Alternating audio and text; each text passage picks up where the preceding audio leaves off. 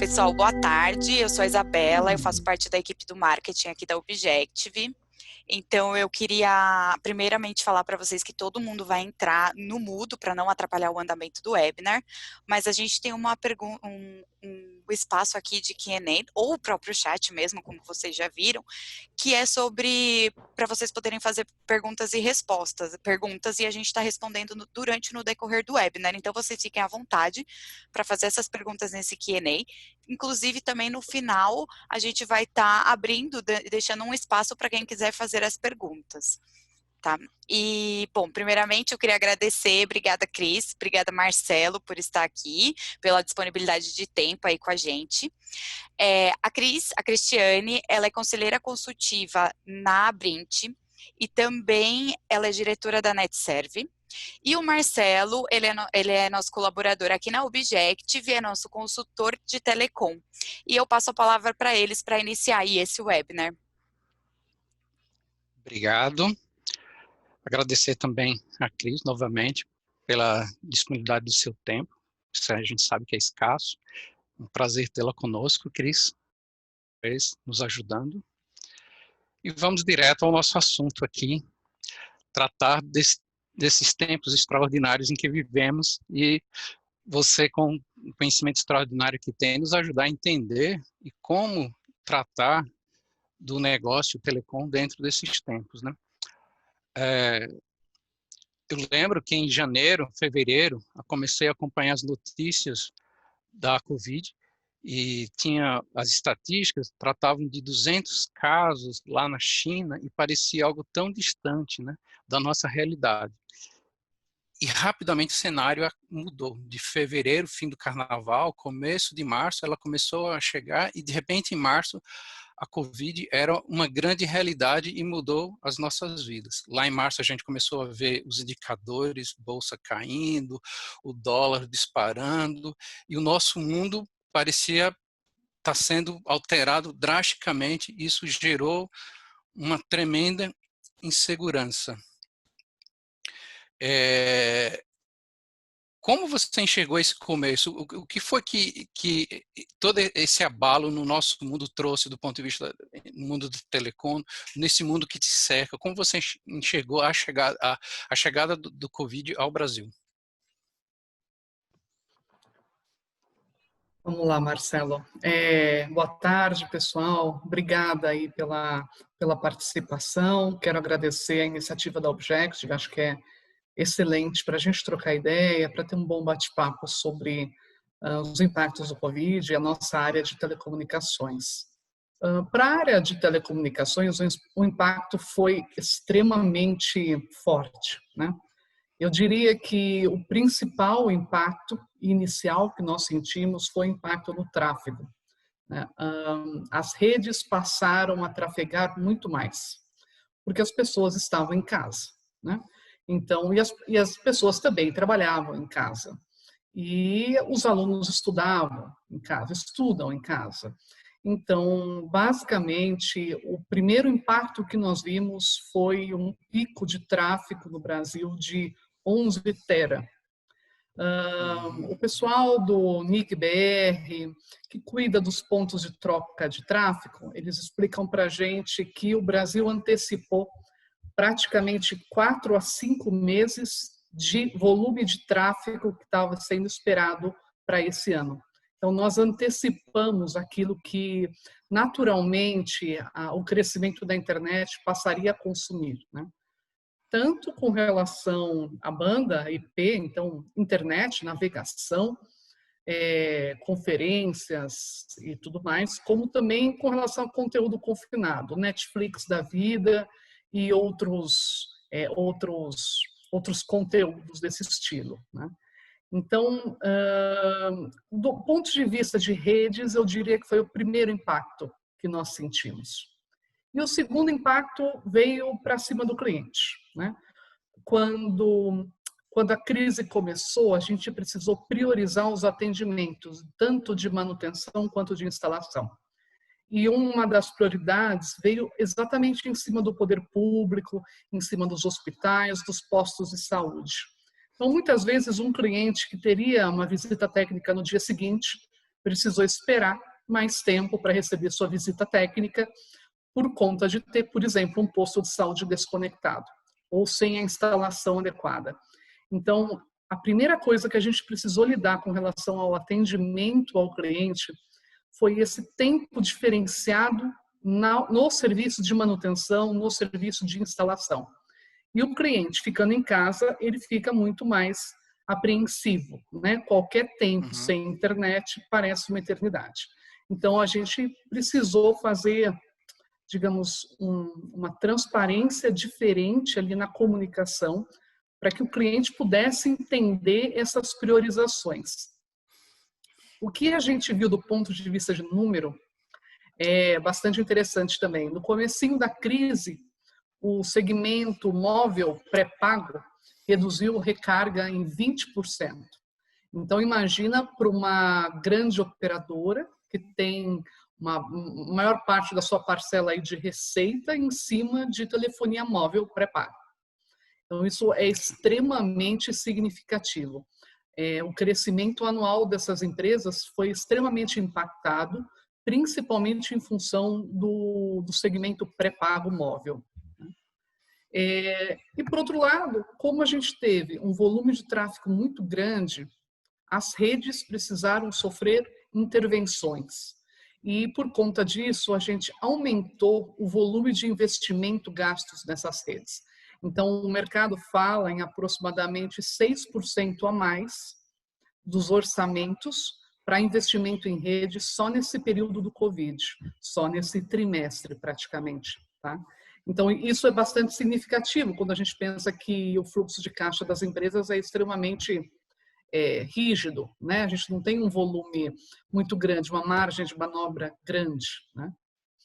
E daí, como que o governo reagiu? O governo estabeleceu que o serviço de acesso à internet é um serviço essencial, isso veio via decreto. Pode parecer bobo, mas do ponto de vista de regulatório mesmo, de legislação, isso significa muito. Primeiro porque os nossos técnicos podem ficar na rua fazendo manutenção e instalação. Então, começa por aí a natureza da essencialidade do serviço. E depois que a gente teve que mostrar para o governo que era essencial que os clientes continuassem a pagar pelo serviço prestado. Então, essa continuidade no pagamento, no recebimento das mensalidades foi fundamental para manter o fluxo de caixa ativo, para garantir esses investimentos maiores na rede, né? E isso repercutiu numa atuação institucional do setor muito maior, seja governo federal, seja Câmara dos Deputados, Senado, porque houve uma série de projetos de lei para coibir o pagamento dos clientes durante o período da pandemia. Então, a gente precisou conversar com esses dirigentes para explicar para eles o porquê isso era importante, né, para o nosso setor. Envolveu também CNJ, né, Conselho Nacional de Justiça, envolveu o Ministério Público Federal, ou seja, o trabalho institucional foi muito amplo. Para a gente ter ideia, fazendo um comparativo telecom e energia elétrica, quando a energia elétrica sentiu o primeiro baque da crise do Covid, o volume de inadimplência desse setor, que era antes de 4%, virou 15% do dia para a noite. Então, o setor de energia também se mobilizou, eles conseguiram um aporte muito grande do governo federal, né, através de bancos parceiros e tal, para poder lidar com a pressão tarifária, que no caso energia elétrica a gente está falando de tarifa, né, e eles conseguiram voltar esse volume de inadimplência para os níveis normais de 4%. Então, fazendo um resumo do que a gente sentiu, foi só tudo isso. Você falou de articulação, então, houve uma reestruturação da empresa, do serviço, você teve que organizar dentro de casa uma ação junto aos poderes em Brasília, no estado, tudo, para explicar e esclarecer qual seria a melhor estratégia, né, de viabilizar o serviço, não inviabilizar, não criar leis que pudessem comprometer a saúde financeira das empresas. Mas eu imagino assim, isso já estava num ponto articulado. Antes de chegar, entre a chegada do Covid e essa articulação, houve um tempo ali de confusão também, né? Você pode falar rapidinho como foi assim, de repente você olha no horizonte e está chegando uma tempestade. Não foi tão rápido assim para articular. Quer dizer, teve uma reação rápida até depois, mas teve um tempo ali de confusão até a gente entender o que estava acontecendo, né? Eu chamaria de bastidor da crise, né? Uhum. É verdade, isso realmente aconteceu. Até que o setor todo conseguisse se mobilizar de forma conjunta, então grandes operadoras, grandes programadoras, né, que cuidam do conteúdo propriamente, e as empresas, os provedores, foi algo um tanto conturbado. A gente demorou um tempo até que essa organização acontecesse e que a gente conseguisse identificar dentro do governo e dentro dos dirigentes quais eram os articuladores essenciais para tomar a frente disso junto com o setor. Então, é diferente, né? Quando você trata um projeto de lei, por exemplo, sobre mudança num direito do consumidor, você sempre tem um ponto focal dentro do Congresso que faz a interlocução com o setor de maneira mais fluida. E isso depois se espalha para as outras comissões, e isso cresce dentro do governo, né? Então, essa atuação institucional, ela sempre começa assim.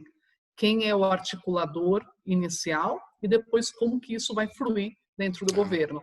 Então, sim, eu diria que são esses bastidores da crise aí, mas fazendo até uma análise de retrospectiva, eu acho que nesse momento a gente atuou muito rapidamente. Considerando o setor outros é bem cenários, organizado como sociedade civil, né? Exatamente. Acho que foi muito positivo nesse sentido e eu não tenho dúvida que todo o setor aprendeu com isso, né? O setor de relações institucionais hoje, o que a gente chama de RIG, né? Relações públicas e governamentais, hoje tem outra cara no Brasil e o Covid fez seu papel nesse sentido, mesmo que negativo, mas ele fez seu papel. Tá. Você falou, então, isso do Brasil, mas o Covid atingiu o mundo inteiro, né? Todos os países passam por restrição, todo mundo está procurando os seus novos caminhos para lidar com essa nova realidade. É interessante, então, ver, você já deu esse panorama de como foi a ação, né? No Brasil, o que a gente tem, em termos da economia, a gente tem uma perspectiva bastante negativa da economia como um todo, de queda de 5% do PIB, em torno disso, uma variação de, alguns falam em 4, 5, alguém fala um número um pouco maior, mas é um número muito expressivo, né? Um baque muito grande na economia. E, mesmo assim, me parece que a Telecom consegue se estruturar e levar, digamos, o país nas costas. A gente está conversando agora porque tem uma infra que você falou que aumentou tanto, mas conseguiu corresponder muito bem. E a resposta foi muito positiva do setor de telecom. Como você compara a resposta do Brasil, o que aconteceu no Brasil, na telecom do Brasil, com de outros países?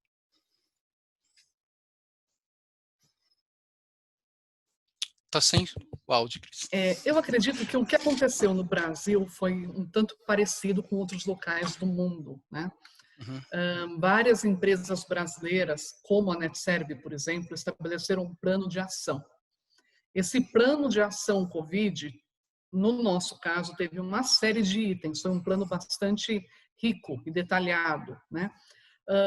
Desde a forma como a gente daria conta de aumentar a oferta dos serviços para clientes novos, como também como fazer a manutenção e estabelecer essas prioridades diferenciadas, todo o regime de home office da nossa equipe e como garantir a saúde, a segurança tanto dos clientes quanto dos técnicos que fazem a manutenção na rua. Então teve uma série de elementos aí que a gente precisou inserir dentro do nosso plano de ação, né? Para se ter ideia, a gente fala plano de ação, pode parecer uma coisa simples, Uhum. básica, e na verdade não tem nada de simples nem básico.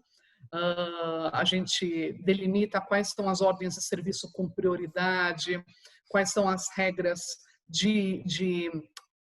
por exemplo, segurança na saúde, segurança e saúde do trabalho. Então, o primeiro elemento que nós colocamos no plano de ação foi dar o afastamento naqueles primeiros 15 dias para os funcionários acima de 40 anos de idade. Então, teve uma série de elementos dentro desse plano de ação que nós compartilhamos dentro da NetServe e vimos que outros operadores no Brasil também fizeram, e outras experiências no mundo foram muito semelhantes.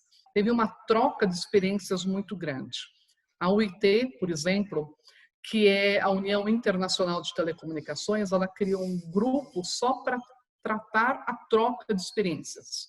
Isso é algo muito significativo, porque um acaba aprendendo com o outro mesmo, né? Uhum. E assim, dentro de telecom, a gente tem algumas medições clássicas que o mundo faz. Então, quando você fala de mercado global, mercado de telecom, como que o mundo enxerga telecomunicações, né? O primeiro item que o mundo, digamos assim, avalia, e isso tem um indicador específico dentro da UIT, é a quantidade de usuários a cada 100 habitantes. Então, a UIT pega aquele grupo de países e mede esses clientes, né? Mede o número de acessos para entender qual é a penetração da banda larga nos países. Para você ter ideia, esse número no mundo hoje é 52%.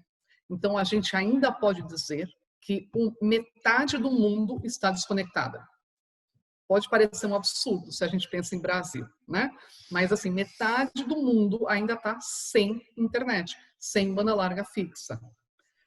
Essa média mundial de 52%, no Brasil, ela vai para 71%. Então, o Brasil tem uma boa média mundial em termos de conectividade, né? A tendência da UIT é transformar essa meta para 2025 em 75%. Então, mesmo pensando que essa meta foi prevista antes da crise do Covid, né, e que deve ser revista agora, ainda nesses próximos meses, a gente ainda está falando de 25% da população desconectada. É bastante coisa. E nesses tempos atuais, são 25% da população que não tem os meios para viver nessa nova ordem das coisas, de poder ficar em casa, de que as crianças possam estudar de casa. Isso é um grande impacto social, né? E você tem essa questão do acesso, da questão dos preços e comparação, como é a questão do acesso, da facilidade financeira que a população brasileira tem aos serviços de internet, se aqui é mais fácil ou mais difícil em relação ao mundo, do ponto de vista financeiro, conseguir essa conexão que viabilize a vida nesses novos tempos? A falta de acesso a essas populações desconectadas tem uma série de motivos, né, que justifica isso. Um dos motivos é a própria rede de infraestrutura que vai chegar naqueles locais remotos e mais afastados. Então, eu diria que o que mais se discute atualmente são as políticas públicas adequadas para fazer mais remotas, né?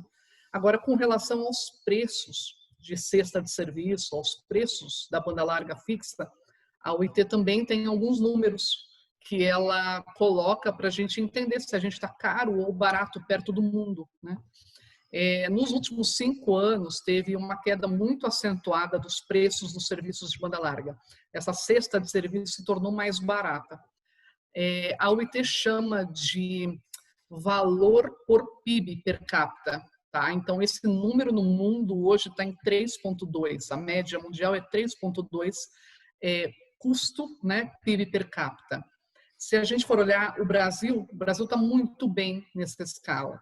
Quando a gente escuta muitas vezes um legislador brasileiro dizendo que o preço da internet é muito alto no Brasil e é o mais alto do mundo, essa é uma informação de 10 anos atrás, né? O Brasil teve uma redução significativa nesse custo, baseado em renda per capita. Hoje, banda larga fixa está em 1,4% e banda larga móvel está em 1,8%.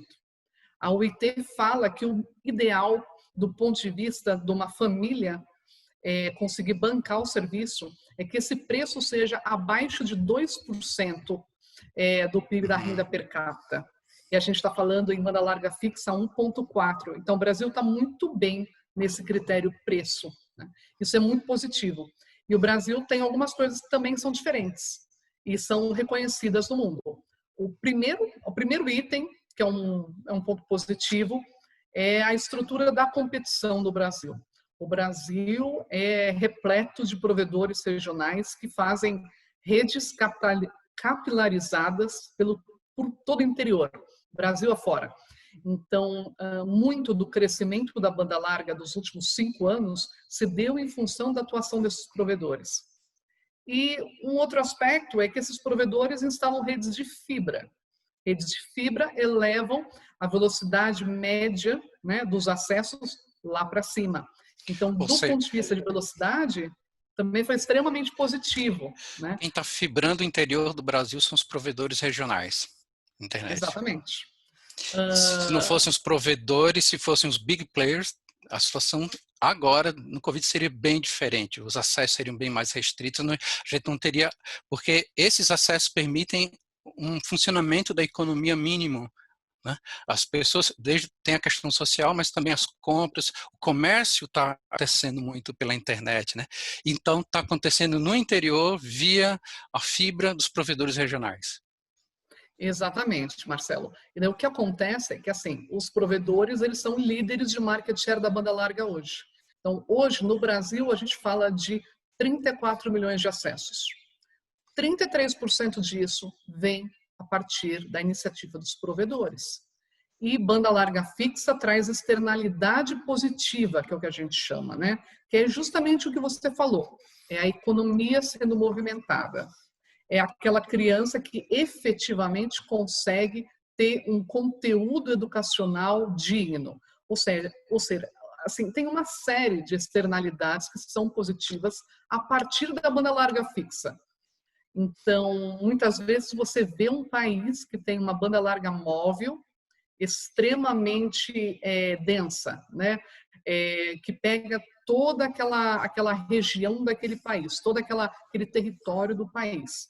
Mas isso não é suficiente. A banda larga fixa, ela traz aquilo que a gente chama de inclusão digital mesmo, né? Então, esse ponto é fundamental e o Brasil é um modelo diferenciado por conta da atuação dos provedores regionais.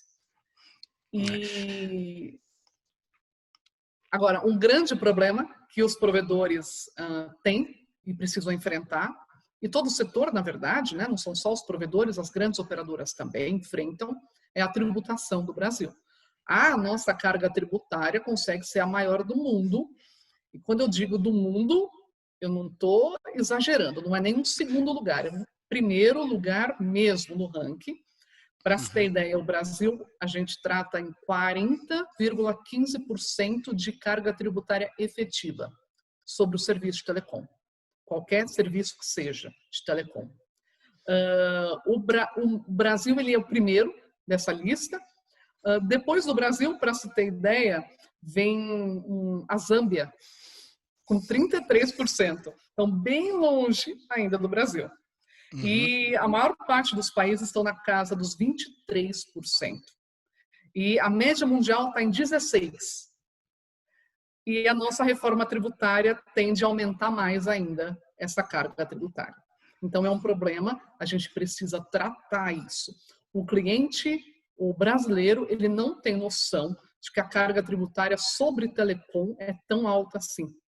E é um serviço essencial. Então, como você pode ter uma carga tributária tão alta se é um serviço essencial? Esse é um problema. Isso, então, deixa eu pegar o gancho aqui. Então, a gente está falando da viabilidade financeira das empresas, dessas empresas que hoje são o caminho para a fluidez da economia, para que as mercadorias circulem, para que as pessoas tenham acesso aos serviços, à educação, a tudo o que a gente está tendo aqui. E você fala da carga tributária, que é muito alta. Como você vê que o setor telecom, talvez mais o nicho onde você atua, é bastante ativa, dos provedores regionais, como é que está a saúde financeira nessa época de Covid, com a economia em queda? Como é que o setor conseguiu reagir, se organizar para viabilizar e não sofrer tanto com esse momento? Essa é uma boa pergunta, né? Porque se a gente for olhar tudo aquilo que se fala sobre modelo tradicional de análise do crédito, né? Do que seria um bom pagador para você então ter na sua carteira de clientes, essas análises tradicionais elas não casam tão bem com telecomunicações, porque telecom é um serviço essencial por natureza. Então só isso já faz essa distinção e nem sempre o casamento é perfeito. Por exemplo, durante a crise do Covid, a gente percebe que os modelos tradicionais que são baseados em volumes de pagamentos passados, ou seja, o quanto aquele cliente consegue cumprir, né, seu passado financeiro, ele não casa com a crise Covid, porque a crise do Covid a gente está olhando o comportamento futuro dessas pessoas, um comportamento futuro que a gente desconhece ainda. Então, esses modelos tradicionais é tudo diferente. Exatamente. Então, assim, como que a gente faz, né? Um outro elemento aí que complica o nosso cenário, né? A empresa de telecomunicações faz uma consulta do Serasa, por exemplo, para poder vender para aquele cliente. Hoje a regra fala que ao invés de você dar um prazo de 10 dias para inscrever um cliente no Serasa, você deve aguardar 45 dias. Então, 45 dias no meio da crise do Covid significa que nenhum cliente foi para o Serasa. Se ele não foi para o Serasa, mas ele não está honrando a dívida dele, ele não está naquela análise tradicional de crédito. Então, a análise fura. Né? Uhum. Então, é um problema. É uma regrinha regulatória que entrou e que distorce completamente essas ferramentas tradicionais. A NetServe fez uma coisa interessante. A gente criou um índice de vulnerabilidade próprio nosso. Então, o que a gente pegou? A gente segmentou a carteira de clientes corporativos e falou, olha, eu vou te dar uma nota de 1 a 6, conforme o seu setor na economia. E a gente cruzou essas informações do setor daquela empresa com os outros estudos que estavam mostrando os setores mais impactados do ponto de vista de crescimento econômico, né? E de continuidade na operação das atividades. Então, a gente fez essa mescla de informações para entender quem tinha maior propensão a não pagar as contas, digamos assim, daquele que continuaria a honrar suas contas. Então, esse índice de vulnerabilidade, ele não considera o histórico de crédito. Ele considera o perfil, o setor, a localidade desse cliente. Então, isso foi uma coisa extremamente positiva para a gente. Né? Você está tendo que reinventar como lidar com a inadimplência, do zero. Basicamente é isso. Esses índices de vulnerabilidade que nós criamos ajudam, mas eles não são absolutos. Então, nesse sentido, a gente precisa se adequar no dia a dia e fazer os ajustes que eventualmente venham a acontecer ali ao longo digamos, da sequência, né, do pagamento do cliente. Tem algumas questões que são interessantes com relação à inadimplência. Primeiro, se a gente olha a inadimplência no Covid de pessoa jurídica, eu brinco que inadimplência é o número do 6. Nós temos 6 milhões de pessoas jurídicas inadimplentes. E pessoa física nós temos 66. Então, é o número 6 na inadimplência. Né?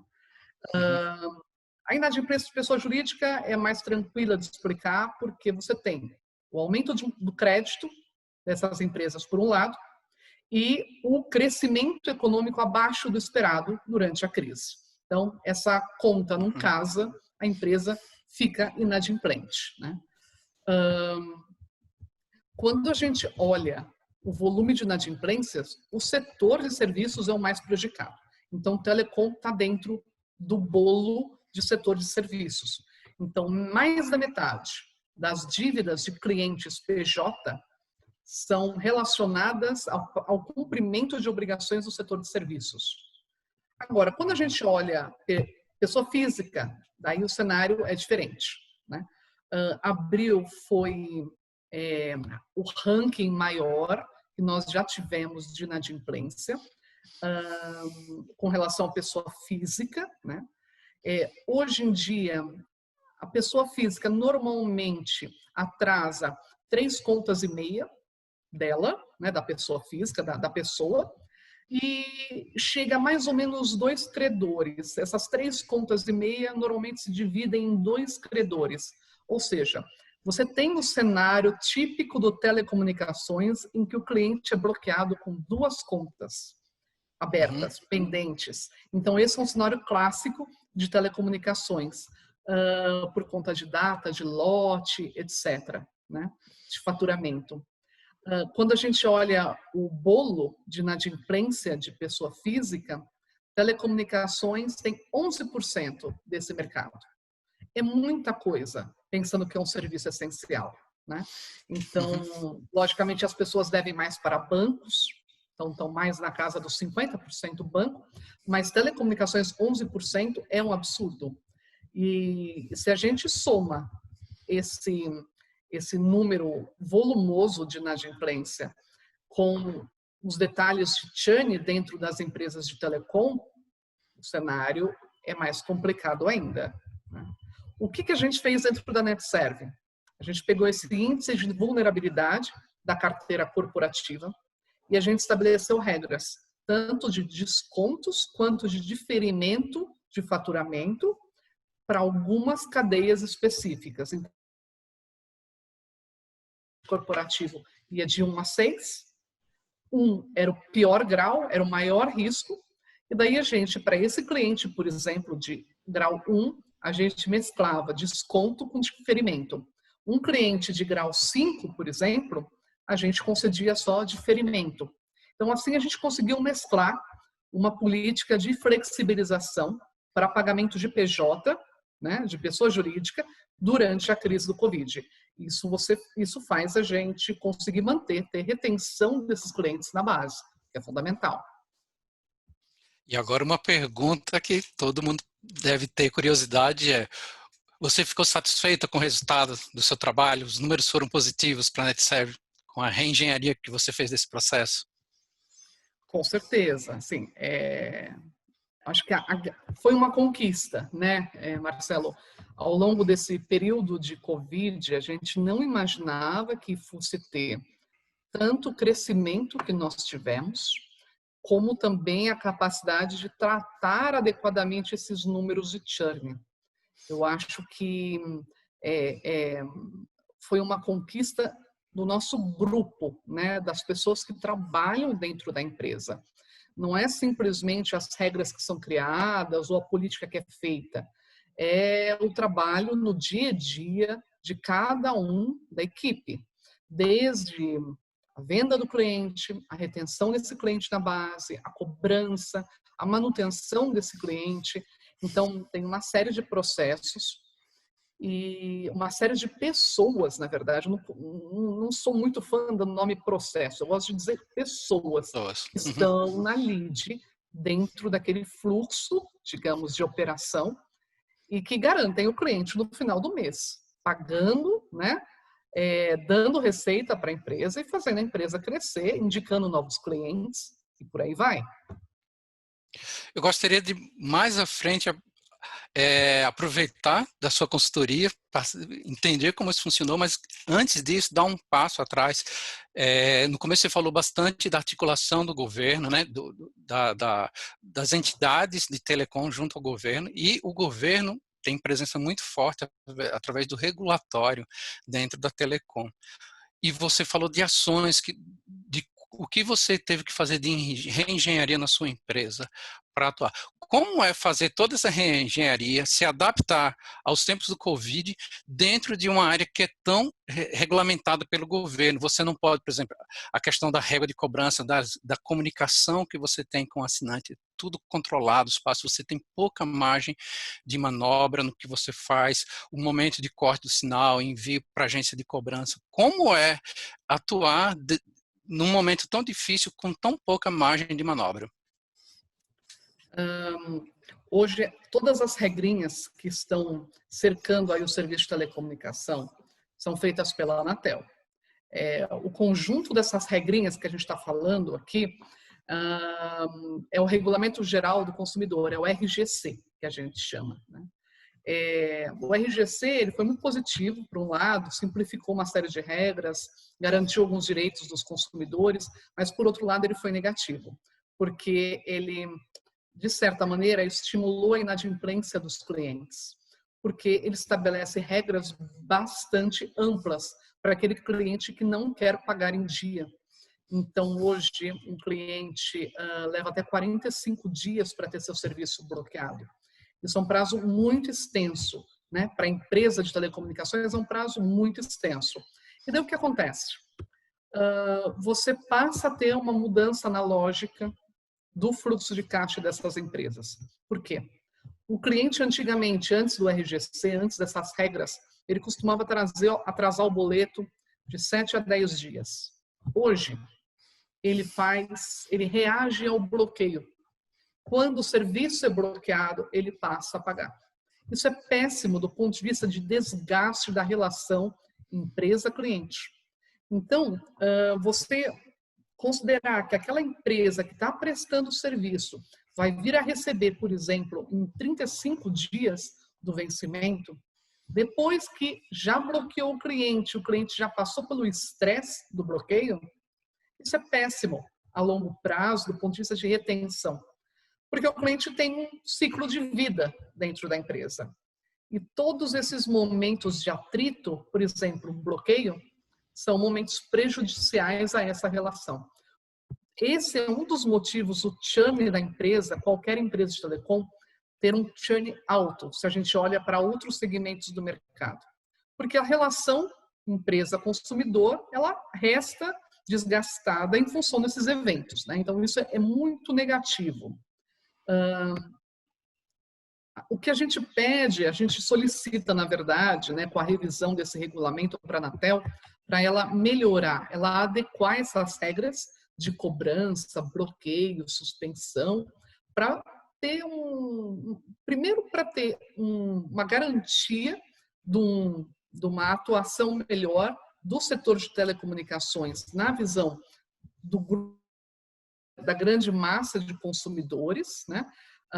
Eles passarem a ver o setor de uma forma mais positiva, né? E, além disso, a gente voltar àquela noção do crédito. O que é o crédito, né? Como que eu posso garantir um crédito para um cliente de telecomunicações? Crédito vem de confiança, né? A origem da palavra crédito é crer, é confiar. Então, como que se faz? Como que isso casa no final das contas, né?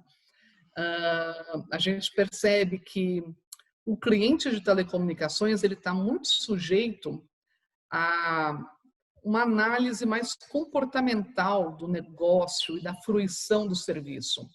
Não é simplesmente pagar uma conta, né? Ele tem a percepção da qualidade do serviço, ele tem a percepção do quanto aquilo é essencial para ele, o quanto aquilo estava up quando ele precisou naquele momento. Então, tem uma série de elementos que afetam do ponto de vista comportamental, porque esse cliente fica ou sai da base daquela operadora.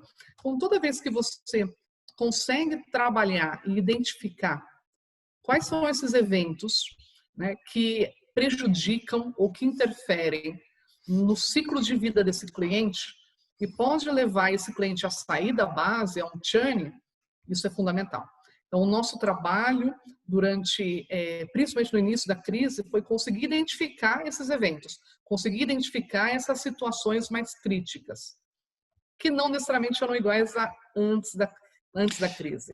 Acho que esse é Isso, o ponto. Tá? esse é um ponto interessante que eu queria colocar também, aproveitar da sua experiência e do seu sucesso agora, para a gente entender um pouco mais, para ajudar até quem está nos vendo a tirar o melhor proveito desse momento.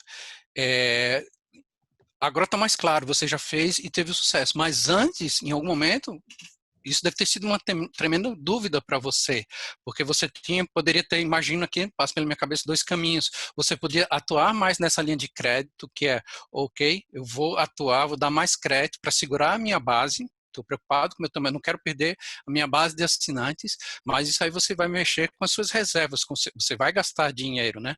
Vai mexer com o seu caixa, ou você poderia também pensar que opa, vou me preparar aqui, vou preservar o meu caixa, acho que vou perder um pouco dessa base e lá na frente eu volto a investir quando a economia estiver melhor.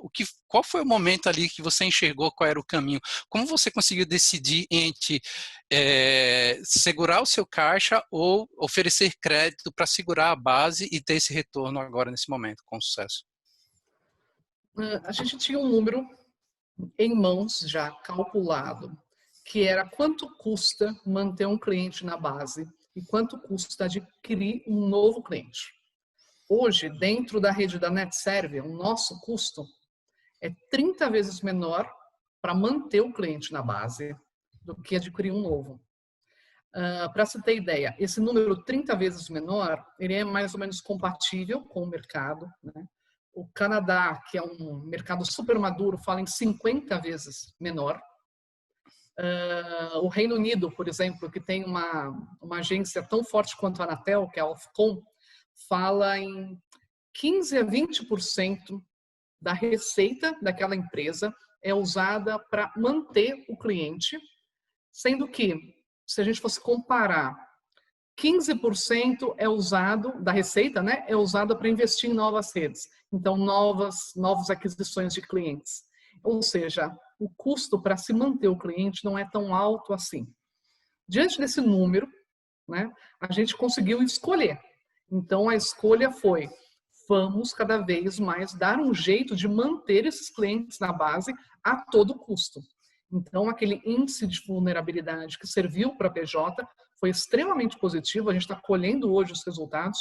Os clientes estão pagando os diferimentos que foram dados, estão sendo mantidos, né, na nossa carteira. Isso é fundamental. A gente viu uma redução do faturamento nos primeiros 2 meses e agora o faturamento de PJ já voltou a subir para o patamar que era antes. Então, a gente está falando durante a própria crise do Covid, a gente já está retomando o mesmo nível de faturamento que estava antes. E agora tem outros projetos ainda de pessoas jurídicas, de clientes corporativos, que estão também ganhando fôlego e ganhando força, né? E isso é muito positivo para a nossa carteira. Quando a gente pensa em pessoa física, a NetServe criou um plano diferenciado que a gente chamou de plano Covid mesmo. Inicialmente a gente pensou, plano Covid, coloca uma palavra negativa no nome do plano, mas assim, é um fato, a gente está passando por isso. E esse plano, a gente imaginava lá atrás que a gente fosse converter uma parte da carteira nesse novo plano que tinha um valor mensal mais barato. E no final das contas, isso não aconteceu. Por quê? Porque o que a gente viu é que o cliente ele está diante da crise, ele está sofrendo uma redução do salário dele, do emprego dele e tudo mais, mas ele ainda não dá o braço a torcer para a crise. Então, o plano Covid serve para você ter retenção do cliente, uma possibilidade. Mas o cliente não necessariamente opta pelo plano. Ele muitas vezes fala, não, eu vou dar um jeito, me dá um prazo de pagamento um pouco maior, eu vou bancar aquilo que eu contratei originalmente. Ou seja, esse plano Covid foi muito bom a gente ter criado para servir de ferramenta, mas não que tenha significado uma redução do faturamento de pessoa física. Então, isso foi muito positivo e a gente só percebeu isso durante a crise mesmo, né? A gente não tinha tido nenhuma nenhum teste nesse sentido antes. Porque a questão da crise do Covid está muito relacionada ao aspecto comportamental, até imaginário da população e esperançoso da saída da crise. Então, esse é um ponto importante. É diferente do cliente que simplesmente, no momento normal da vida dele, no momento fora de pandemia, ele perde o emprego. Ele perdeu o emprego, ele não pode mais pagar aquele plano. Então, ou ele vai reduzir, ou ele vai cancelar.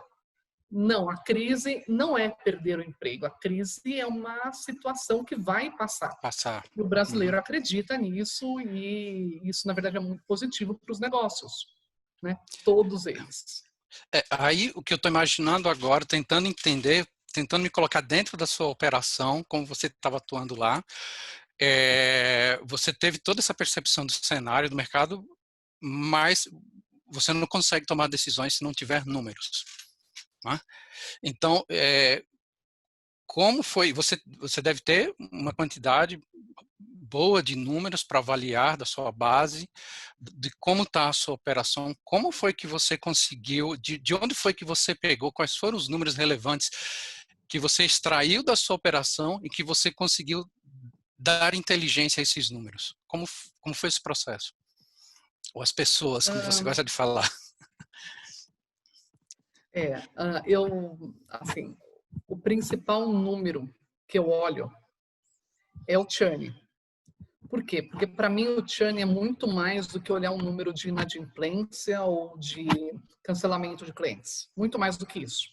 O churn mede o desempenho da empresa. Ele mede a nossa capacidade de prover um bom serviço e o cliente continuar na base e estar satisfeito com isso. Então o churn, ele é muito mais do que só o churn. Né? Não é muito mais do que um número que significa entrar e sair da base. Então, esse indicador, para mim, é um dos principais indicadores de desempenho da empresa. Eu acho que essa é a grande sacada da coisa. Né? É importante a gente olhar faturamento, é importante a gente olhar arrecadação, isso é óbvio, não tenha nenhuma dúvida disso. Mas o churn, ele dá uma visão mais ampla daquilo que está acontecendo. Né? E se a gente tiver um sistema adequado que consiga separar as situações clássicas de churn, isso também é muito importante. Então, no nosso caso, no caso da NetServe, o NG permite que a gente separe o que é churn de involuntário, né? Então, aquele cliente que é cancelado por inadimplência, o que é o churn voluntário, o cliente que cancela isso porque ele quer, tem um motivo por trás daquilo, é espontâneo a denúncia dele do contrato, e aquele churn que é inevitável, por exemplo, um cliente que muda, no nosso caso, por exemplo, para a Bahia. É inevitável e mesmo que a gente cresça a nossa rede, a gente sempre vai estar sujeito a isso. Inclusive, esse é um ponto interessante, né? Quanto mais ampla é a rede do provedor, mais ampla, atende mais cidades, quanto maior a cobertura, maior o impacto do churn inevitável. Às vezes o provedor me pergunta, né? Então eu vou ter uma rede bem grande, atendo várias cidades, e daí eu vou evitar o churn inevitável, que seria, por exemplo, uma mudança de endereço e tal. Na verdade, é o contrário. Quando o cliente tem uma operação muito regionalizada, numa cidade muito forte, isso acontece menos. Quando ele extrapola a cobertura, isso passa a ter um volume maior. Parece um contrassenso, mas é isso que acontece. Então, o que a gente viu? Né? O sistema permite que a gente faça essas separações. Isso é o item 1. O item 2, que eu diria, é entender o early churn. O early churn é aquele inadimplemento da primeira fatura do cliente. É quando o cliente está entrando na base. Por que ele é tão importante? Primeiro, ele não é importante aqui na NetServe, ele é importante no mundo. Ele é tratado, é um case de tratamento de inadimplência e ele é maior ainda se a gente pensa em serviço de telecomunicações. Porque o cliente ele tem que fazer a adesão àquela operadora, a adesão àquele serviço. Então, o early churn, ele não só custa muito para a empresa, como ele é muito significativo. Tem percentuais de early churn mundo afora que são assim grosseiros, de tão grande, tão significativo que significa de perda de receita anual, né? Então, tratar o early churn depende de regras específicas de regra de cobrança. Ele não é tão simples assim. Deixa eu puxar agora a sardinha para o meu lado aqui. Você falou de NG e estamos falando de churn e de régua. Tudo está conectado, né? Você tem a régua que você ajustou, trabalhou. O churn está no final dessa régua, né? Tá mais para o fim, onde você enxerga. E aí você tem um número, e esse número, à medida que ele foi variando, você foi percebendo, você foi ajustando a sua régua, onde a regulatório te dava espaço para atuar na comunicação.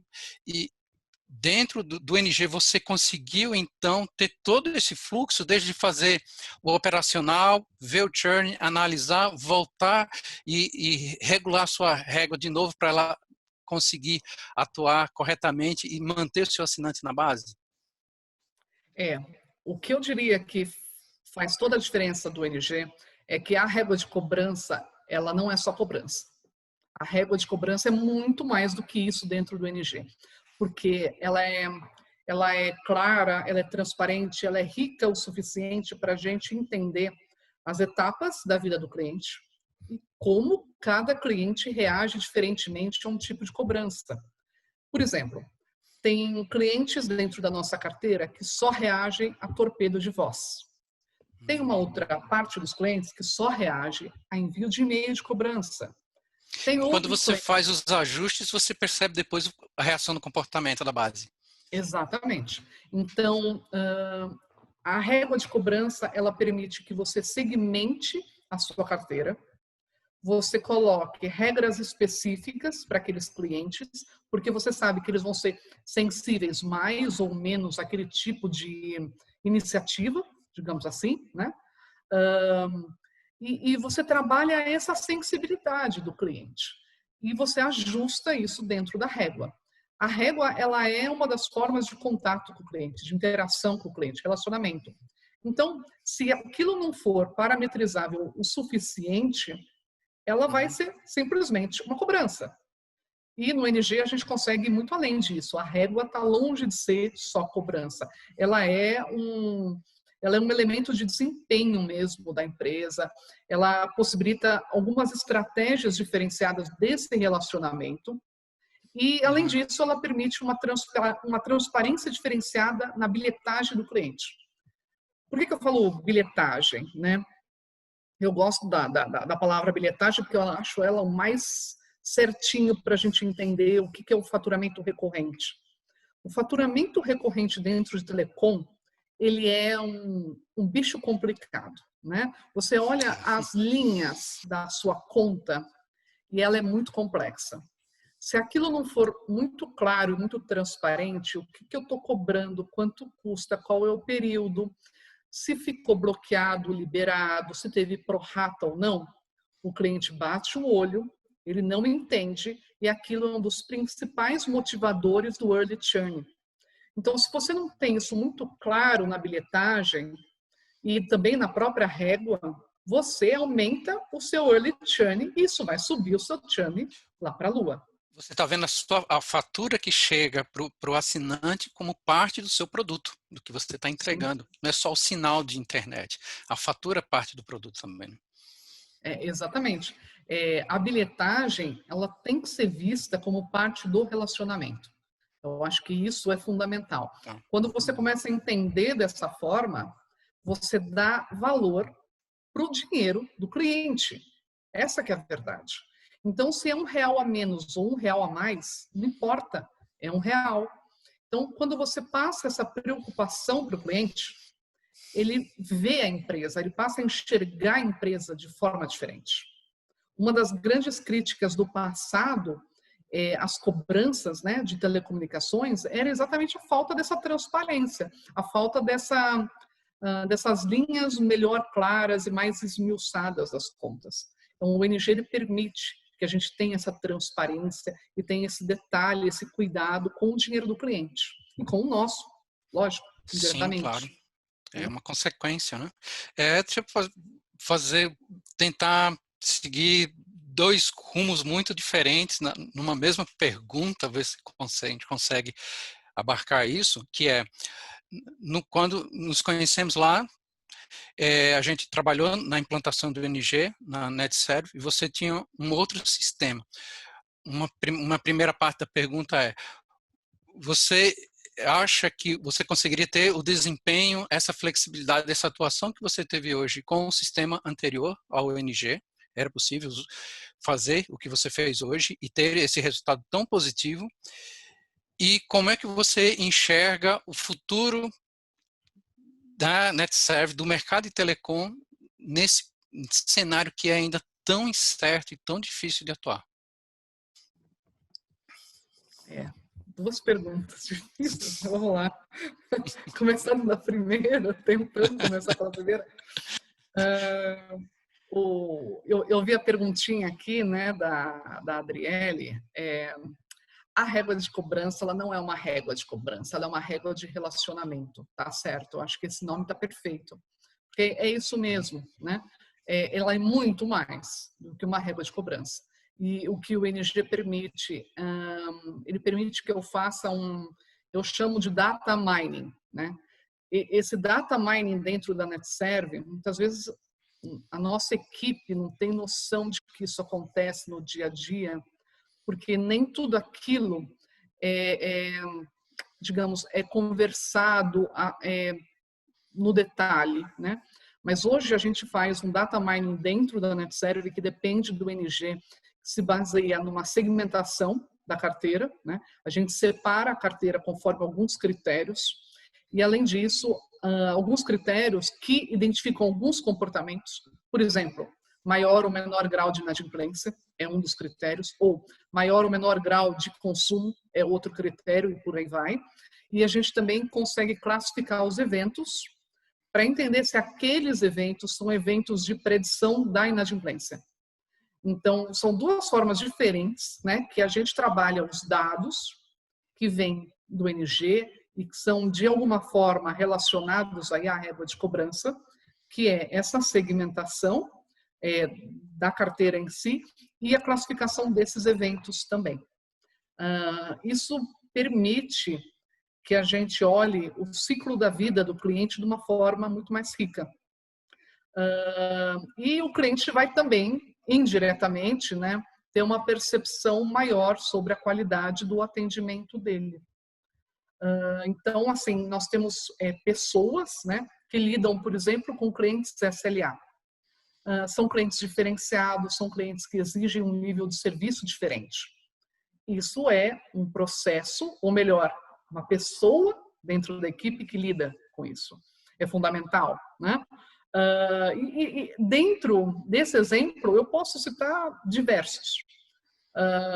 Pessoas da ouvidoria que tratam da retenção do cliente e da sugestão de novos planos e novas promoções para aquele cliente.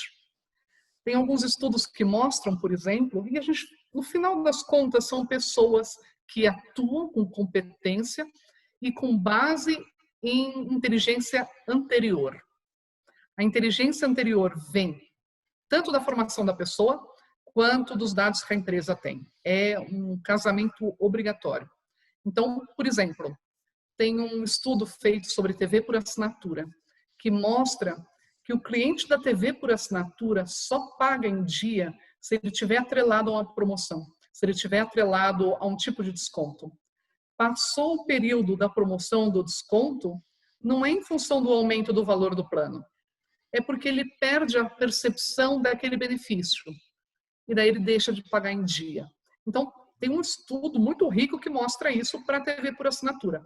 Nunca fizeram um estudo desse para a banda larga, mas eu diria que o número seria muito parecido ao número ali obtido na TV por assinatura, porque os serviços de telecom são muito semelhantes, né, entre eles.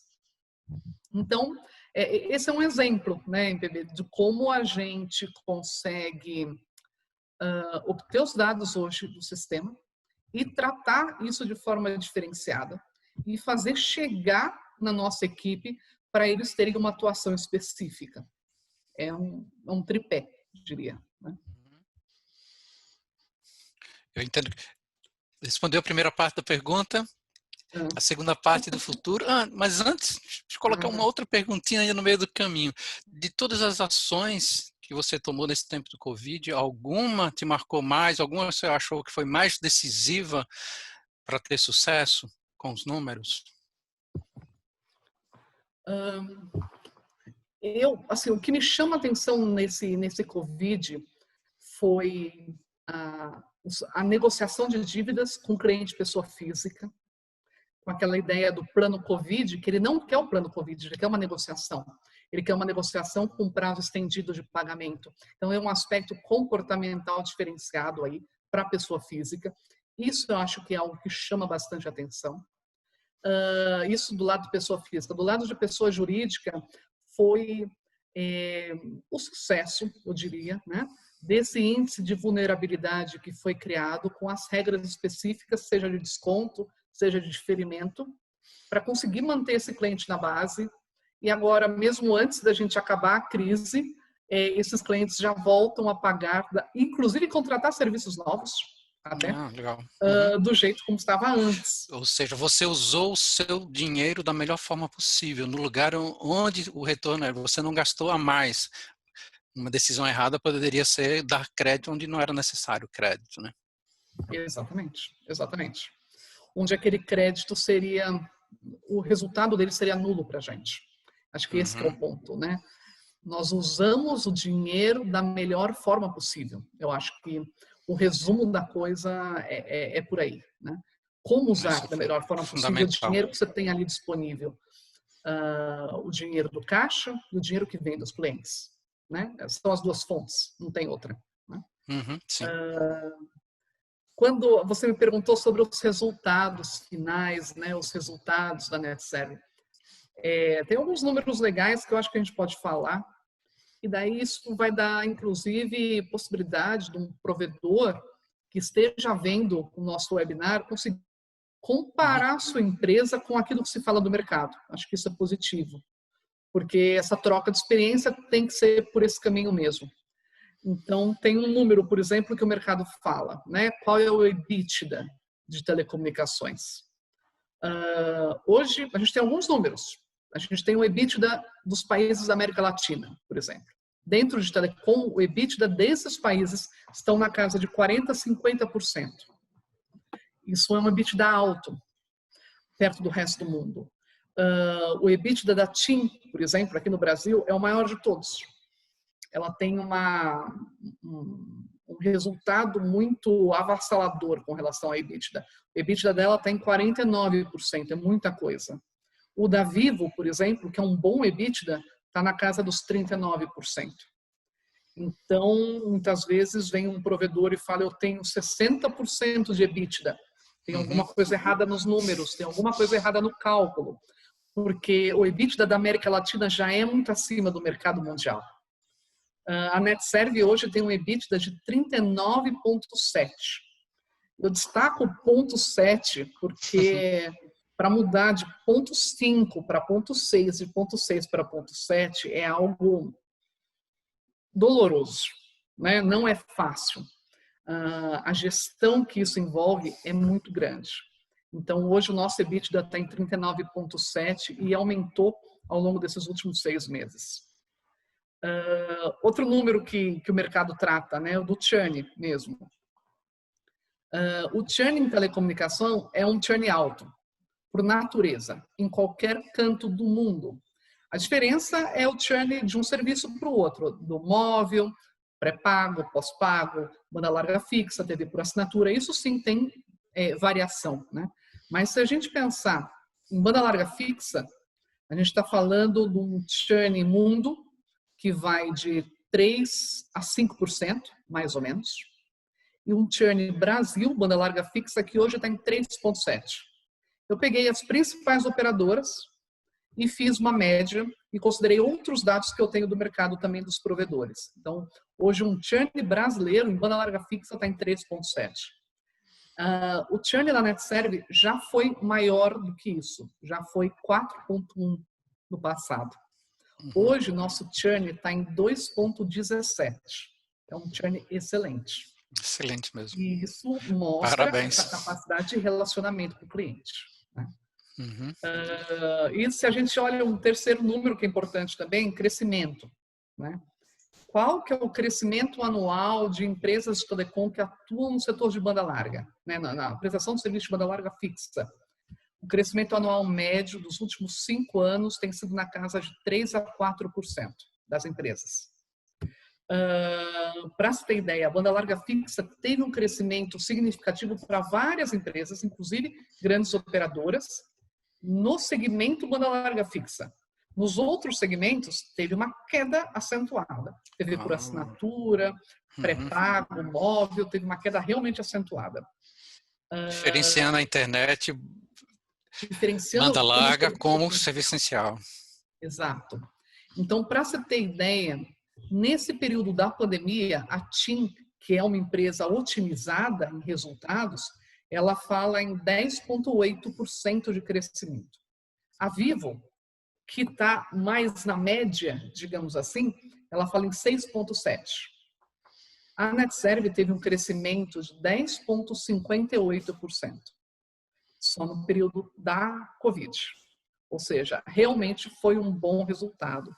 Então, aumento de ponto percentual, 1 ponto percentual no EBITDA, um churn baixo, na casa dos 2 e pouquinho, e um crescimento acima de 10%, está acima de todas as metas que a gente imaginava aí dos próximos, sei lá, 24 meses, pelo menos. Tá? Então, isso é uma coisa muito positiva. E quando a gente olha os números de inadimplência... Comparar a visão de março com agora é algo incrível, né? Exatamente, é outra visão, né? E se a gente olha também número de inadimplência, para os provedores terem noção da comparação mundo, digamos assim, isso também é um número importante. Inadimplência, se a gente pensa em 90 dias, telecom está na casa dos 5%, energia elétrica na casa dos 4%. Então, você tem que ter um esforço sobrenatural para conseguir garantir esse pelo menos 5%, 95% de arrecadação, digamos assim, até 90 dias. Nós tivemos uma mudança muito grande nesses nossos números de inadimplência depois que nós implementamos o ONG. Foi um número significativo de mudança de régua mesmo, né? Então, só para ter ideia, nós tivemos a implementação em 2016. Então, quando a gente olha os números de 2016, em termos de índice de inadimplência, a gente segmenta, né? Então, isso também é importante. Até 6 dias do vencimento, até 15 do vencimento, até 30 e até 90. A gente faz essa segmentação para entender o perfil. Até 6 dias, era 51% que a gente recebia. Hoje já está em 63%. Aumentou bem. 15 dias, a gente falava em 64, 65. Hoje está em 77. 30 dias, 81. Era em 2016, a gente já fala em 90%. E o índice que todo mundo controla é esse, 90 dias. Antes era na casa de 92. Agora a gente está na casa de 96,5. Então, a gente está 1,5 acima daquilo que se espera do mercado no Brasil. É uma coisa muito positiva, né? E qualquer pontinho percentual no tratamento dessa inadimplência é muito difícil ser trabalhado, porque dentro desse número tal do early churn, aqueles clientes de primeira fatura que são verdadeiro desafio de cobrança. E um custo altíssimo para a operação, né? Ele não se paga. Cris, infelizmente o nosso tempo está acabando. Até eu recebi um recadinho aqui dos meus filhos, me lembrando que o tempo está passando. Com números tão expressivos, vai a última pergunta, rapidinho, porque o nosso tempo já acabou. Esses números tão expressivos e tão bons indicam um futuro esperançoso? Você é confiante no futuro da telecom, dos provedores regionais do Brasil nesse período do Covid? Eu não tenho nenhuma dúvida disso, Marcelo. Eu acho que Não só a gente vai sair dessa crise, ou seja, a economia como um todo vai retomar as rédeas aí, vai precisar de muito trabalho, de muito acerto político, econômico, social, uma série de acertos, né? Reformas que vêm por aí, né? Isso eu acho fundamental. Agora, em relação ao sucesso dos provedores regionais, sem dúvida nenhuma. Os provedores vão continuar a instalar redes de fibra, vão continuar a colocar mais clientes para a base e vão entender, quanto mais maduro fica o mercado, que é mais importante cuidar dos clientes da base, reter esses clientes na base, aumentar o ticket médio desses clientes, isso é fundamental. Quanto mais maduro é a atuação daquele cliente, daquele provedor dentro da região dele, mais ele consegue ter foco para cuidar disso.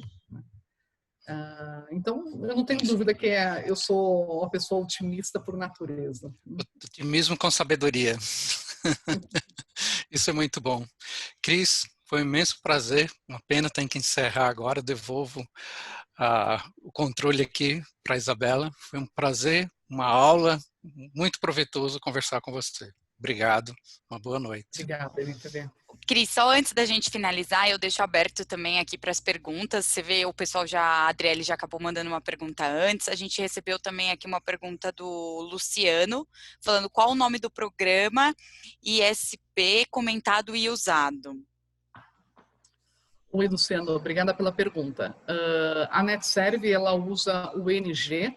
O NG é um programa desenvolvido pela empresa chamada Objective Solutions, que é a empresa que está patrocinando o webinar.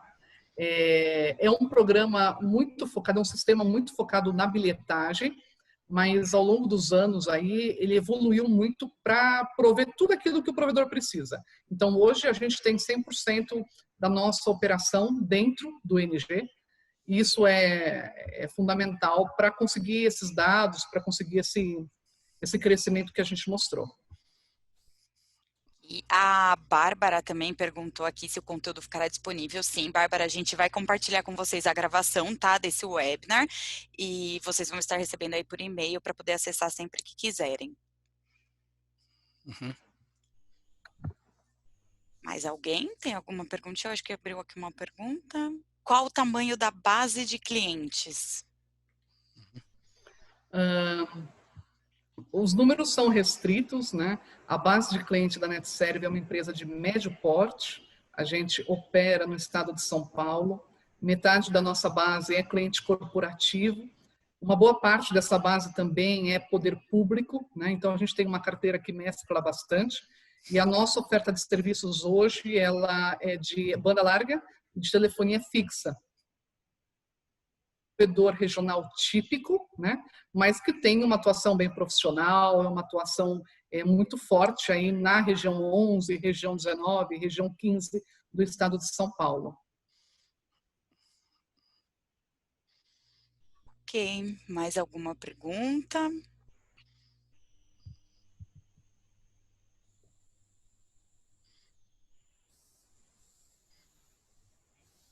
Cris, agora eu tenho uma pergunta. Você dá consultoria nessas áreas também? Se alguém buscar? Você consegue ajudar? Tem tempo para isso? Olha, eu costumo dizer que eu dou consultoria para grandes amigos. Daí sim, porque realmente o programa da agenda é difícil. É difícil, é complicado. Uhum. E assim, o meu coração está na NetServe, o meu foco está na NetServe, então a gente contribui o máximo que é possível, né? A gente contribui, na verdade, muito através das associações. Eu faço essa contribuição gratuita, né? Através das próprias associações. A Brint, ela é uma associação que eu carrego no coração desde sempre, e contribuo muito também com as discussões do grupo regulatório da Telcomp. Então, assim, a gente está aí disponível para trocar ideias, não necessariamente para dar consultoria, né? Mas para uma troca de ideias e um esclarecimento sobre uma dúvida ou outra, sem dúvida nenhuma. Você é figurinha fácil, nos grupos de discussões está sempre muito presente, atuante, não é difícil encontrá-la dentro da comunidade de telecom, né? Fica a dica para o pessoal aí.